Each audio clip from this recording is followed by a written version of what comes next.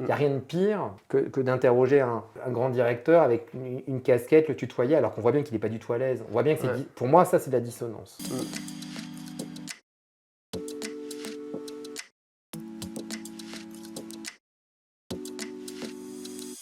Bonjour et bienvenue dans ce nouvel épisode de Culture Responsable, l'émission qui traite de la responsabilité des entreprises sur des enjeux RH et RSE. Aujourd'hui, on accueille Julien Morisson. Bonjour Julien. Bonjour.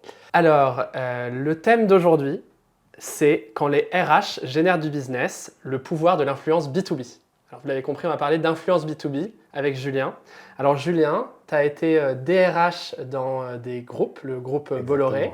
Oui. Tu as été DRH au sein de la maison Chanel aussi. Exactement aussi. Et aujourd'hui, tu viens nous parler en tant que CEO et cofondateur de l'agence d'influence B2B qui s'appelle Les Années Folles. Exactement. Et que tu as cofondé il y a 3 ans. Exactement. Alors, Jusque-là, on est bon. Eh ben, super. Julien, je suis très content de t'avoir ici sur le plateau de Culture Responsable. Et on va commencer par parler de l'influence B2B. Est-ce que tu peux nous dire qu'est-ce que c'est ? Oui, alors pour essayer d'avoir une définition la plus complète, je dirais que l'influence B2B pourrait se résumer comme une capacité pour une marque d'utiliser son pouvoir d'attraction pour séduire soit des candidats ou alors des fournisseurs ou même des clients. Et donc, c'est l'utilité qu'elle va faire des réseaux sociaux pour susciter ses parties prenantes. On notera bien que je ne parle pas de consommateurs, mais bel et bien de fournisseurs ou alors d'acheteurs en entreprise. D'accord. Alors un influenceur B2B aujourd'hui, quand je te dis influenceur B2B, tu penses à qui en France ? Tu veux des noms, c'est ça que tu veux me Je dire ? veux des noms. Alors, je dirais que dans un premier temps, je vais répondre à ta question, Oui, bien sûr. je dirais qu'en fait, on va surtout se soucier de savoir si dans la communication du créateur de contenu, il va toucher qui ? C'est qui sa cible ? Est-ce que sa cible, ça va être plus des RH, ou ça va être plus des marketeurs, ou ça va être plus des financiers, ou ça sera plus des fondateurs ? C'est les points vraiment qu'on va regarder. Et donc, pour répondre plus précisément à ta question, je ne vais pas en citer beaucoup, je vais être un peu chauvin, hein, je vais citer évidemment des gens de l'agence. Je dirais qu'on va avoir Florence Bernier, qui communique principalement sur du juridique, en droit du travail, parce que le droit c'est assez large. Et donc, on sait que quand elle communique, elle va intéresser beaucoup de DRH. On a aussi Ludovic Giraudon, qui lui va communiquer beaucoup autour du management, ce qui fait que dans sa capacité de communiquer, il va pouvoir séduire des entreprises ou des gens qui s'intéressent au domaine du management. Et pour en citer, on va dire un dernier ou une dernière, on peut citer Amélie Favguité, qui elle va parler plus du RH, mais de manière un peu plus générale, où elle va pouvoir aussi bien évoquer des sujets autour de l'égalité homme-femme ou des seniors, parce que je sais que c'est son sujet de prédilection, ce qui fait qu'ils vont toucher in fine une cible. Et c'est comme ça qu'il faut raisonner au sein de l'influence B2B. Alors concrètement, comment est-ce qu'on met en place une stratégie d'influence B2B ? Là, Quand tu parlais est-ce de qu'on- Florence par exemple. Exactement. Comment est-ce que tu la contactes ? Pour quel projet ? Et, Oui. et le client, Comment ça fonctionne ? qu'est-ce qu'il peut attendre en fait de cette collaboration ? Ouais, je comprends. Alors déjà, disons que les créateurs de contenu avec lesquels on collabore, on les représente en exclusivité. C'est-à-dire que pour travailler avec l'un d'entre eux, on devra passer par nous, directement ou indirectement, mais à un moment donné, on va être dans la boucle. Il n'y aura pas de contact forcément direct. Vous êtes leurs agents en fait. On est leurs agents, exactement, c'est positionné. Et ça, aussi bien en France qu'au UK, puisqu'on est implanté récemment au UK, on fonctionne exactement de la même manière. Comment ça a fonctionné ? En fait, l'entreprise, elle va nous solliciter. Parfois, elle a bien compris ce qu'on faisait, parfois c'est plus flottant. Donc, on va être amené à leur poser la question un peu simple de dire, quelle est votre cible et vous voulez toucher quoi ? C'est quoi votre produit ? Donc, on va d'abord comprendre leurs services, leurs produits, leurs ambitions. Et une fois que ça va être bien clair, on va dire quel est l'utilisateur et quel est l'acheteur. Parce que parfois, il y a une différenciation entre l'utilisateur et l'acheteur. Et ils vont nous dire, voilà, nous, l'acheteur final de notre solution, ce sont plus des directeurs marketing ou des directeurs financiers ou des DRH. Et donc, en fonction de ça, donc une fois qu'on a bien compris cet aspect-là, ça va être transféré au pôle de la gestion des talents, donc des agents, pour dire, voilà, sur ce client-là, on voudrait toucher telle cible pour parler de tel sujet, qui tu penses que ça la pourrait intéresser. Et en fonction des aspérités, on va pouvoir contacter soit Florence, soit Amélie, ou Laura, ou Ludovic, enfin voilà, plein d'autres, plein de créateurs de contenu pour leur pitcher, leur présenter le service, disant, soit parfois on a une idée très claire, soit parfois on n'a pas d'idée du tout, donc on se repose beaucoup sur eux. On va leur dire, voilà, là la cible, c'est de toucher je sais pas, moi je vais dire les marketeurs. Comment on pourrait toucher, comment on pourrait imaginer la campagne ? Est-ce que derrière on va imaginer des campagnes uniquement écrites ? Est-ce qu'on va imaginer au contraire une vidéo ? Est-ce qu'on imagine un live ? Est-ce qu'on imagine des podcasts ?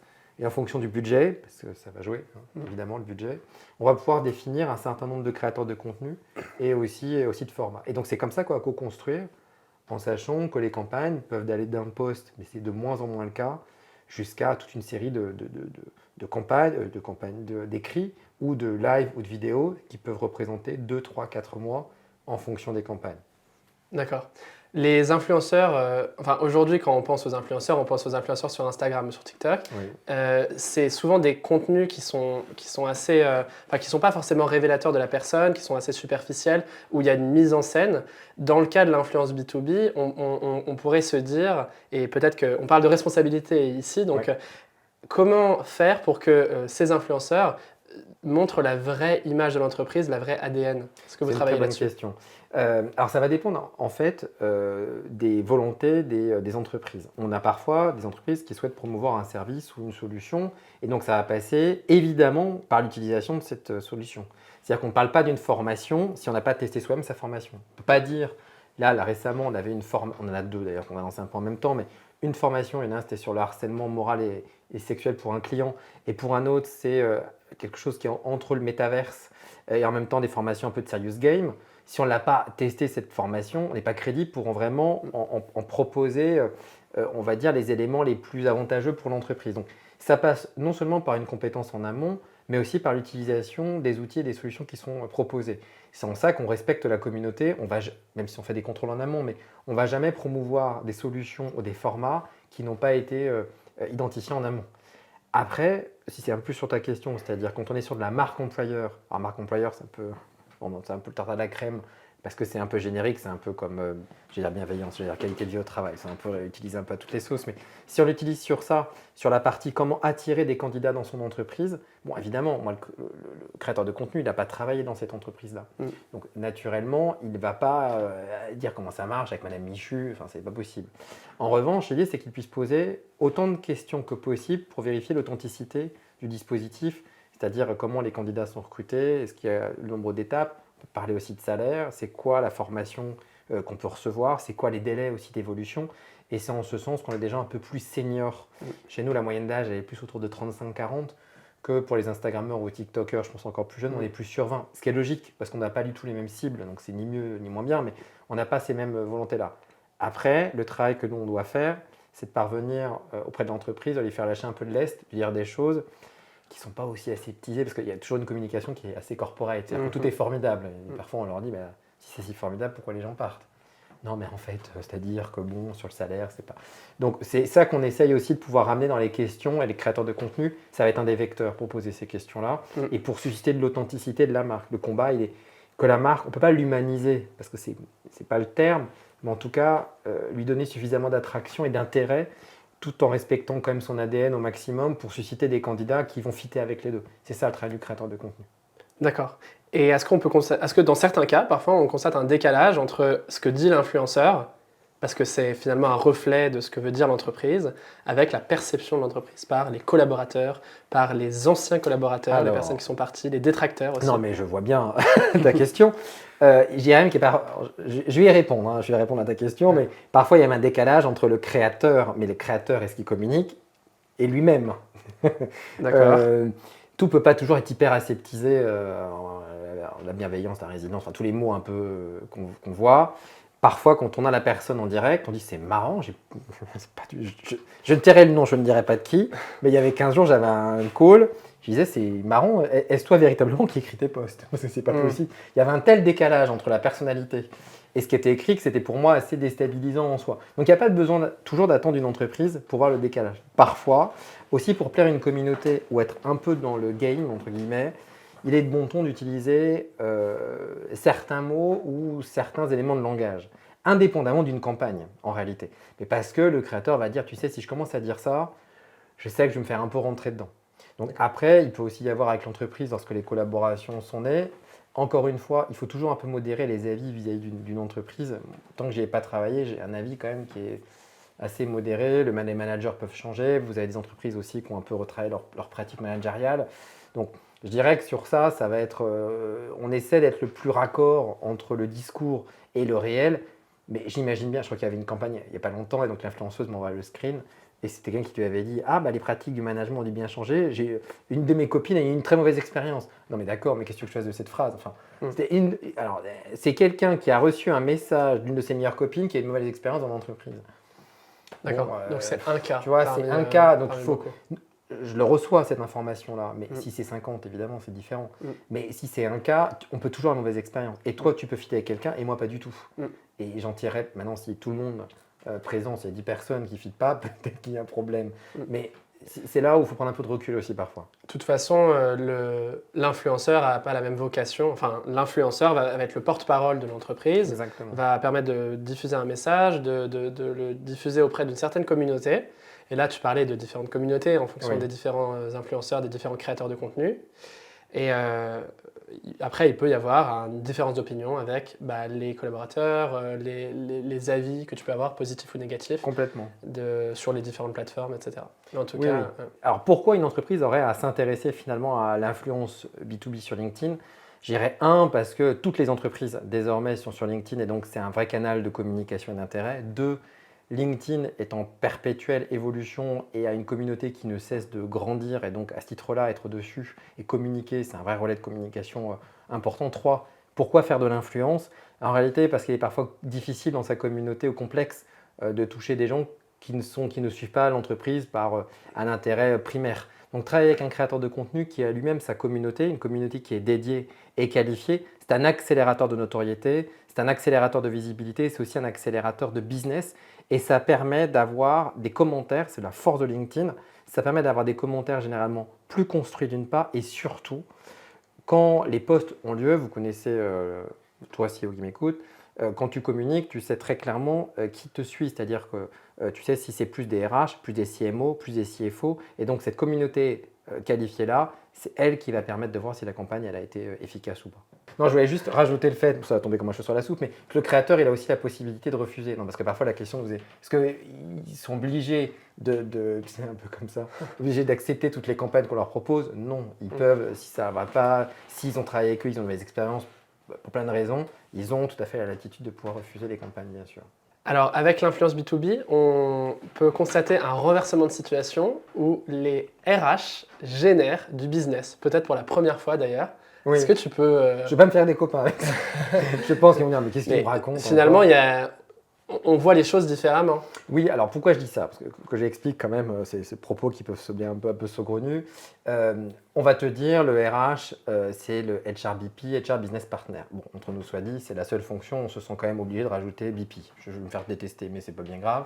Tu as rarement un financier qui te rajouter financier business partner, le marketing business partner, parce que c'est évident. Ouais. Le RH, il sent quand même qu'il y a un truc qui n'est pas clair, donc il se dit, je vais rajouter business partner au cas où. Donc il se rajoute ce truc-là. Mais sauf que dans la vraie vie, c'est considéré historiquement comme un centre de coûts. Même si ils les aiment pas, en fait, on gère une masse salariale. Alors pareil, ça c'est pas très chic, mais enfin c'est comme ça. Et donc naturellement, c'est une fonction qui va coûter, ou au mieux, parce qu'un jour j'avais fait gagner de l'argent et mon patron m'a dit non, vous n'avez pas fait gagner de l'argent, vous en avez fait économiser. C'est vrai que c'est pas pareil. J'avais reconnu que ce n'était pas la même chose. Et donc jusqu'à présent, il y avait cette vision-là. Et je dirais qu'à travers la marque employeur, de mon point de vue, qui n'est qu'un point de vue très humble, je pense qu'elle peut avoir un positionnement beaucoup plus business, dans le sens où si derrière elle travaille vraiment la marque employeur, la visibilité de l'entreprise, l'attractivité de l'entreprise, elle peut intéresser pas uniquement que des candidats, mais elle peut aussi intéresser des consommateurs, puisque les deux étant beaucoup plus imbriqués désormais, singulièrement avec la nouvelle génération. Donc si le marketing ou les CEO comprennent qu'à travers la marque employeur, c'est une manière de vendre plus ou d'avoir plus de notoriété, elle peut se dire, parce que l'un des écueils, c'est un marque employeur, il n'y a pas d'argent, très peu d'argent qui est mis en place par les CEO. Si les CEO se disent, OK, mais si derrière on accueille mieux, on onboard mieux, on a plus qu'une belle vitrine, on touche pas que des candidats, parce qu'en réalité, on met le paquet sur l'image, mais on touche aussi des gens qui peuvent potentiellement acheter. Ça veut dire que le service RH, grâce à lui, on fait du chiffre d'affaires. Et ça change toute ta manière de penser. Parce que plutôt que de faire ton analyse de masse salariale, ton turnover, ton absentéisme, on peut peut-être arriver demain à dire, eh ben, grâce à la marque employeur, on a généré 3, 5, 10% de chiffre d'affaires. Et donc ton positionnement dans l'organisation, de mon point de vue, n'est plus du tout le même. Et c'est ça qui pour moi est intéressant et qui a été, je pense, sous-analysé ou insuffisamment analysé. C'est la force du business que peut générer les RH. Et Voilà. Julien, quelle est la différence entre une campagne qui peut être menée par un collaborateur ambassadeur, un influenceur peut-être interne, Oui. et un influenceur B2B de renom, quelqu'un dont c'est le métier?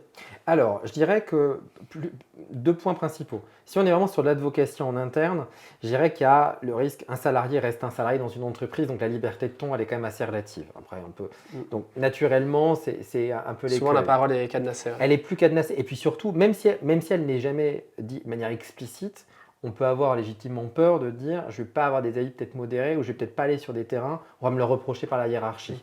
Donc je dirais qu'à ce titre-là, forcément que ça va être un peu limité, on va surtout demander de liker ou de partager ou d'encourager cette partie-là. Premièrement. Deuxièmement, il est possible que les personnes qui suivent, ça dépend ce qu'on communique, mais soient déjà dans cette même constellation, donc on ne va pas apporter beaucoup à la marque finalement. Si je suis une marque qui travaille dans l'ESN, je vais surtout trouver des gens qui s'intéressent à l'ESN. Si je passe par un créateur de contenu qui a une cible un peu plus générique, un peu plus large et qui a eu cette autonomie, je vais toucher une cible qui de toute façon ne se serait pas intéressée à la manière de communiquer. Ça me permet d'ouvrir un peu en termes de marché une cible plus importante, d'avoir quelqu'un qui va parler de ma marque de manière différente, avec un ton différent et probablement qui va utiliser des codes qui ne sont pas les codes internes de l'entreprise, Oui. mais qui vont justement, c'est parce que ce n'est pas interne que ça va susciter de l'intérêt. Qui vont parler à une communauté plus large. Exactement. Exemple, pour la caricaturer gros traits, si tu es dans une entreprise qui vous voit, parce que ça fait partie des codes de la boîte. Bon. Si tu as le créateur de contenu qui tutoie, déjà mécaniquement, tu vas apporter autre chose à la marque. Tu vas ou l'inverse d'ailleurs, tu vas la rendre plus accessible, plus humaine, plus différenciante. Mais c'est pas une faute de cohérence? Non, parce que c'est une chose d'avoir des éléments de langage ou des valeurs qui sont communes. Après, la manière de parler, elle doit être quand même assez propre. Après, naturellement, l'idée, c'est pas de tomber dans des écueils pas possibles. C'est-à-dire qu'une entreprise qui a quand même un ton assez classique, on va commencer à parler, ce truc qui est relou. Bon. Bien sûr, ça peut n'a pas entacher de l'image sens. de marque. Exactement. Là, ça n'a pas de sens, c'est trop dissonant. En revanche, présenter la même chose mais avec un tutoiement et un vouvoiement pour essayer d'avoir une touche un peu plus accessible, pour un peu moderniser, ça peut complètement s'y prêter. L'idée, c'est que ce ne soit pas fake. Si c'est fake, ça n'a pas de sens. Et aussi, en fonction là, tu parles de tutoiement, de vouvoiement, en fonction du type d'audience que tu veux toucher. Si on parle de recrutement, par exemple, tu peux toucher des personnes qui ont déjà beaucoup d'expérience et d'autres personnes dont c'est la première expérience professionnelle. Et tu vas les toucher sur différents canaux. Sur TikTok, peut-être que tu vas parler aux jeunes dont c'est la première recherche d'emploi et tu vas les tutoyer peut-être. Tout à fait. Alors, ce qui est plutôt intéressant, nous, on n'est pas du tout sur TikTok, mais on va effectivement toucher plus ces candidats pour qu'ils aient une première expérience. Et puis, ce qui est aussi intéressant, c'est de présenter des métiers pour lesquels, spontanément, ils n'auraient jamais été vérifiés, voir. Donc, on va être sur ces vocabulaires-là. A contrario, quand on est sur une cible plus expérimentée, quand on est sur une cible un peu plus âgée, elles vont attendre autre chose. Elles vont pas forcément. Enfin, moi, je suis toujours assez perplexe si je vois quelqu'un qui est en train de danser sur, je sais pas, moi, Shakira. Je me dis, est-ce que ça va intéresser un directeur financier qui a 20 ans d'expérience? J'ai des doutes. Je ne suis pas convaincu vraiment du truc. Tu penses que ça tue l'image de marque d'ailleurs? C'est pas que ça la tue, je trouve que ça la gadgetise, ou pire, parfois ça l'infantilise. Moi, ça me gêne. Et je pense de voir un manager en costume et même en train de danser. Quand l'entreprise elle est trop dans l'infantilisation des jeunes, ça me dérange. C'est-à-dire que c'est pas parce que les gens sont jeunes qu'ils sont débiles. Hein. Donc on n'est pas obligé. C'est pas parce que, je veux dire, si je te dis va ouvrir la porte, je suis pas obligé de te dire va ouvrir la porte. Tu vois, à un moment donné, tu vas comprendre qu'il faut ouvrir la porte. Enfin, donc, sans émettre non plus tout un décorum, mais ça me dérange un peu. Parfois, la forme, elle prend le pas, il n'y a plus de fond, et c'est un peu d'attraction pour l'attraction. Là, l'idée, c'est que quand on est avec des gens un peu plus âgés, on va attendre d'autres choses. On parle de parcours d'évolution, on parle d'expertise, on parle de formation, mais de formation sur du fond. On peut vraiment essayer, peut-être on parlait du conjoint, du télétravail, comment ça passe concrètement, des projets à valeur ajoutée, peut-être de l'international, de culture d'entreprise. Enfin, on peut parler d'autres choses, et on peut y mettre du fond, et du fond. On n'est pas obligé d'être on n'est pas dans un canapé là, mais dans un canapé avec un truc un peu comme ça, un peu lourd, un peu comme ça. Alors, ça fait maintenant 20 ans qu'on. Là, c'est chiant. Là, ça, c'est galvaudé. Non, mais là, c'est du corporate, mais du corporate des années 70. Donc, l'idée, c'est de trouver un peu le bon balance entre le format qui est je gadgetise et parce que j'ai une dose TikTok qui est un trend, donc ça va être super, on est sérieux, on est dans une banque d'affaires. Donc, évidemment, il faut faire un peu la gueule, il faut avoir la cravate et poser un peu comme ça parce que c'est chic. Il faut trouver le compromis entre les deux. Et l'influenceur, lui, son rôle, c'est d'essayer d'être raccord. Il n'y a rien de pire que d'interroger je sais que ça s'est fait, mais enfin, un grand directeur avec une casquette, le tutoyer, alors qu'on voit bien qu'il n'est pas du tout à l'aise. On voit bien que pour moi, ça, c'est de la dissonance, pour le coup. C'est plus ça qui est à veiller. Et ça ne marche pas. Donc, pour moi, ça ne fonctionne pas. Et généralement, en interne, les vidéos sont très critiquées aussi par les collaborateurs qui disent honnêtement c'est ridicule. Il y a un problème de cohérence. Il y a un problème de cohérence. d'authenticité. Et là, tu as un problème de cohérence et d'authenticité. Donc c'est ça qui est à faire en balance. Justement, quand on parle d'authenticité, de transparence, de cohérence avec l'entreprise, enfin l'image de l'entreprise, la marque entreprise, la marque employeur, Oui. etc. Quelles sont les limites pour toi? C'est quoi les limites d'être authentique, transparent quand il s'agit de se montrer à sa communauté? Alors, en tant que créateur ou en tant qu'entreprise? Bah, l'entreprise, en fait, je pense qu'elle gagne en fait à être transparente et à montrer sa vraie image, parce que sinon ça se sait et tu peux pas rester sur. Bon, tu peux pas tout dire non plus. Justement, c'est quoi il y a un compromis à adopter. Oui, parce que, alors, je pourrais enfoncer des portes ouvertes. Je peux dire, l'entreprise, il faut qu'elle soit parfaitement authentique, transparente de tout. Ça existe. Mais Je si sais elle l'est qu'il y a pas, des ça va gens- se savoir. Ça dépend de ce qu'on appelle par la transparence. Exemple, pour que tu vois. Imagine, j'ai un contexte, cette pénurie. Je suis un candidat. Je t'appelle, toi. Je te dis, allez, hop, je vais te proposer 50 000 euros. C'est pour l'exemple, ça n'a ni queue ni tête, mais 50 000. Tu sais que je suis un peu en difficulté. Tu vas réussir à négocier 55 000 euros ou 60 000 euros, c'est formidable, très bien. Un an plus tard, la même scène. Simplement derrière, il n'y a plus de pénurie, il n'y a plus de problème. Ton petit camarade de jeu, lui, il arrive dans un autre contexte. Il est à 50 000 euros. Qu'est-ce que je communique, moi? Je communique, toi, parce que tu as été bon dans la négociation, ou lui, il intervient dans un autre contexte. Est-ce que je suis obligé d'être général? Pour ça que le côté tout est transparent, tout est communiqué, ça c'est très bien dans une entreprise qui ne connaît pas la crise, dans une entreprise prospère et qui paye au-delà du marché. Ça marche très bien.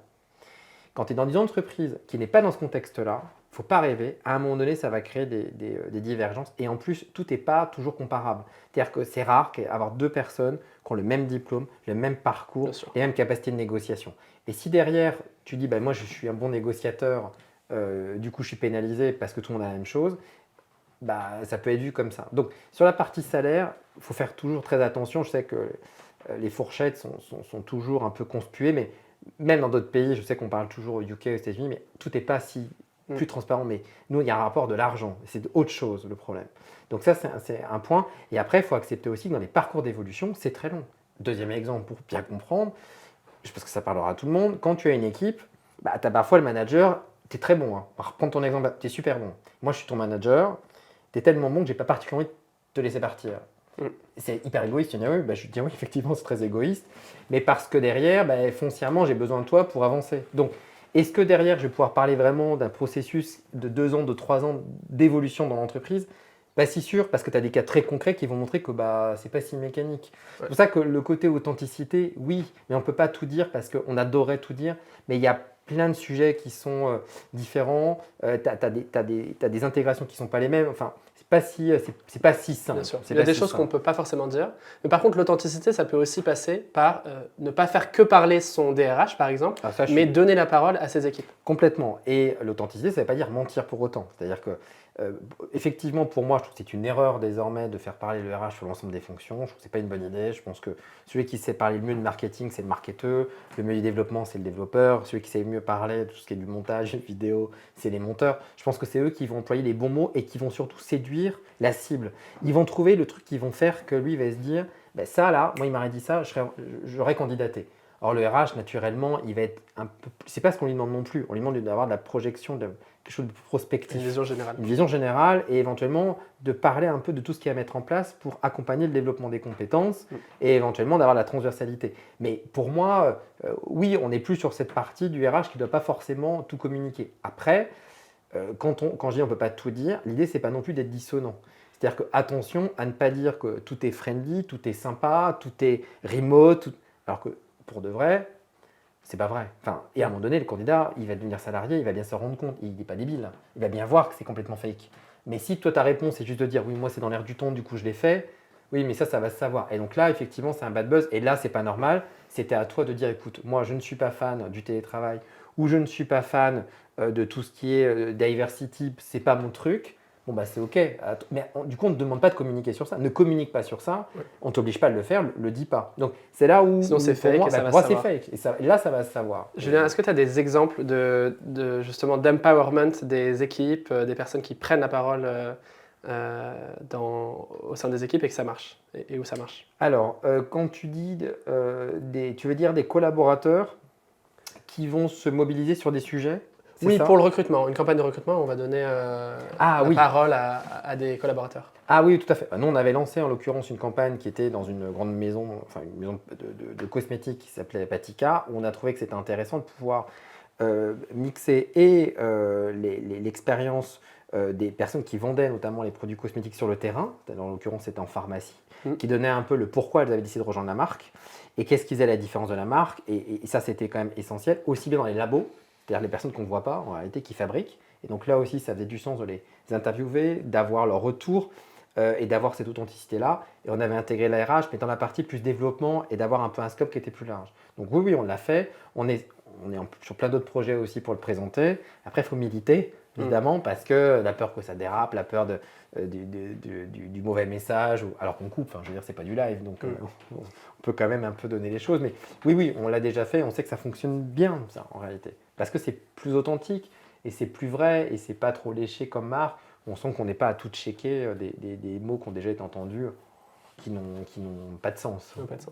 Dans le cas d'un des podcasts, j'avais une amie qui est directrice du développement, en l'occurrence chez Bouygues, et qui nous a dit en termes de recrutement, toujours dans un souci de changer les canaux, parce que maintenant, quand on publie une annonce, j'ai bien compris avec tous mes amis chasseurs ou RH qu'il y avait de moins en moins de candidats, donc ils nous ont dit, en fait, c'est que désormais, les candidats, il faut les trouver différemment, par d'autres canaux. Les canaux habituels ne fonctionnent plus.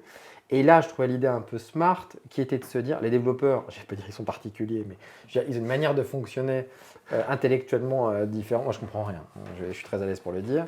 Et donc, l'esprit, c'était de dire, par un système un peu de rébus, que seuls eux pourront comprendre, moi, elle m'avait montré, elle dit, à la base, c'est censé être drôle. Ah, moi, certainement, si tu le dis, ça doit être quelque chose. Parce que je ne comprends pas l'humour geek, c'est pour ça. Alors c'est sûr, ça c'est absolument ça, je comprends. Mais non seulement c'était trop compliqué pour moi, et je trouvais c'était très bien fait, mais c'était un truc genre Java c'est pas Python. Enfin, pour moi ça n'avait vraiment ni queue ni tête. Mais je trouvais hyper intéressant de se dire, en fait ils ont fait une annonce quasiment décryptable comme un rébut, que parce que c'était des gens du dev, et donc il n'y a que qui ont candidaté, c'est devenu quasiment pas un même, mais qui se partageaient entre eux. Et j'ai trouvé l'idée super, super intéressante parce que ça répondait parfaitement à leur cible à eux. Si ça avait été à côté des juristes, des infirmiers, personne, ça n'avait pas de sens. Et donc je trouve intéressant et riche de pouvoir se dire, dans une approche marketing, parce que ça pour moi c'est du market RH, c'est-à-dire plutôt qu'avoir une approche globale, essayons, autant que faire se peut, évidemment, mais autant que faire se peut, d'avoir une approche d'annonce davantage orientée en fonction des profils, que d'avoir quelque chose qui est global avec la même fiche de poste. Je l'ai fait 50 fois, je suis bien placé pour le savoir, avec un peu toujours la même chose, les compétences recherchées, les compétences complémentaires, la localisation du poste, la rémunération à définir, toujours à définir la rémunération. Donc évidemment, ça c'est déjà vu et revu. Désormais, effectivement, il faut passer par d'autres canaux. Comment est-ce que tu gères les avis négatifs ? Alors, à ce jeu-là, que ce soit les influenceurs qui, quand ils postent, alors il n'y en a pas énormément, c'est l'un des avantages sur LinkedIn, il y en a relativement peu, mais certains apprécient. Alors, tu me diras, ils sont un peu tordus, mais en fait, non, c'est qu'ils vont dire que ça génère du reach parce que ça génère de la réaction, donc il faut répondre, et donc il y en a d'autres qui répondent, donc c'est bien pour la visibilité voilà. Donc certains aiment, d'autres les retirent. Donc moi, j'ai pas de politique en la matière, je laisse vraiment le créateur de contenu pouvoir gérer. Lorsqu'il y a des campagnes qui sont sur la marque employeur, c'est quand même. Ça arrive rarement qu'on ait des retours qui soient des retours qui sont négatifs. En général, c'est plus des gens qui veulent savoir comment on postule, c'est quoi les critères, c'est quoi. Parfois, tu as des campagnes de recrutement qui tournent au bad buzz aussi. Parce que l'entreprise, elle est décriée, parce que personne ne veut travailler chez eux. C'est vrai. Je pense à Total, parce que Total a une très mauvaise image auprès des candidats, en fait. Oui, ou le tabac aussi, où c'est plus compliqué. Alors, après, c'est vrai qu'il y a des entreprises qui sont plus sulfureuses que d'autres. Là où je vais quand même modérer un peu les ardeurs, c'est que vous avez des entreprises à contrario, mais je ne dirai pas de nom, on va le dire, qui ont des très belles images, il ne faut pas creuser. Et des entreprises qui ont une image, je vais prendre l'exemple du hard discount par exemple, qui peut avoir une image comme ça, pas géniale, pas sexy, pas très. Et en fait qui sont intéressantes, j'entends intéressant au sens intellectuel, au sens perspective, au sens responsabilité. Attention à l'image, les gens confondent très souvent l'image en qualité de consommateur et l'image qu'on peut avoir en tant que collaborateur. On peut avoir en tant que consommateur, être très attiré par une marque et dire waouh, elle est formidable, cette marque elle est sublime. Et quand on est dedans, on se dit ouais, d'accord, super, il ne fallait pas trop creuser. Et à contrario des entreprises qui, comme ça, jouent. Je dirais que le B2B à ce jeu-là est plus là-dedans, c'est-à-dire qu'ils ne dégagent rien. Une entreprise, je ne vais pas citer la marque, mais la DRH m'avait dit si je te dis la marque machin, je dis franchement ça ne m'inspire rien. Elle m'a dit voilà, T'as tout dit. Il dit on n'inspire ni crainte, ni réaction, on n'aspire rien, aucune aspérité. Donc je dis, je ne dirais pas la marque par respect, mais c'est vrai que dans la partie B2B, on est plus sur cette partie-là où il faut un peu creuser, ça aspire soit à rien, soit on se dit ça ne doit pas être terrible. Et en fait, quand les gens découvrent un peu plus, découvrent les métiers, découvrent les perspectives, ils se disent, ah mais c'est un peu plus intéressant que ce que j'aurais pu imaginer. Donc attention à l'image assez cosmétique où certains sont meilleurs que d'autres et ce n'est pas toujours justifié. Bien sûr. Bah, dans certains cas, la marque employeur et la marque, le marketing des marques Exactement. est assez proche. Dans d'autres cas, c'est moins le cas. Et là, dans ce cas-là, il y a un vrai travail de marque employeur à faire pour montrer et mettre en avant les avantages de travailler dans cette entreprise. Exactement. Et valoriser et les parcours et les métiers et présenter l'entreprise. Vous avez des entreprises qui sont très peu connues finalement du grand public. Et pourquoi candidater? Pourquoi il y a toujours un peu, ça s'embouche un peu au portillon, toujours dans les mêmes entreprises pour les mêmes métiers? Mais parce qu'il y a plein d'autres secteurs qui aussi sont tout aussi passionnants, mais en réalité, par méconnaissance, les jeunes et les moins jeunes n'y vont pas. Et d'autres au contraire, parce que très connus en termes de notoriété, et ils y vont. Et oui, il y a un gros travail à conduire en termes de communication, pas uniquement avec les créateurs de contenu, mais de communication d'entreprise pour susciter des candidats qui aient envie de rejoindre, de candidater, de dire ah bah, tiens, finalement, c'est pas mal. D'accord, très bien. En résumé, comment est-ce que tu mets en place une campagne d'influence B2B? Quel conseil tu donnerais aux entreprises? Je dirais de réfléchir premièrement à la cible, c'est essentiel. Une bonne campagne B2B, c'est d'abord une cible un call to action, pas 300 de grâce. Ça, c'est quand même extrêmement important aussi. Et de communiquer en tout cas sur LinkedIn, c'est-à-dire qu'une entreprise qui vraiment ne communique jamais, ça va être compliqué. Donc ça, c'est les 3 conseils que j'aurais tendance à donner. Donc Julien, on peut te suivre sur LinkedIn. Exactement. Voilà, Julien Morisson. Merci beaucoup en tout cas, merci beaucoup. Merci à toi d'être venu ici sur le plateau de Culture Responsable. Merci à vous aussi qui êtes restés jusqu'à la fin. Merci de nous soutenir. Si vous avez des commentaires et des améliorations à proposer, n'hésitez pas à le faire. Et puis n'oubliez pas de vous abonner pour ne rien manquer aux prochains épisodes. Merci et à bientôt sur Culture Responsable.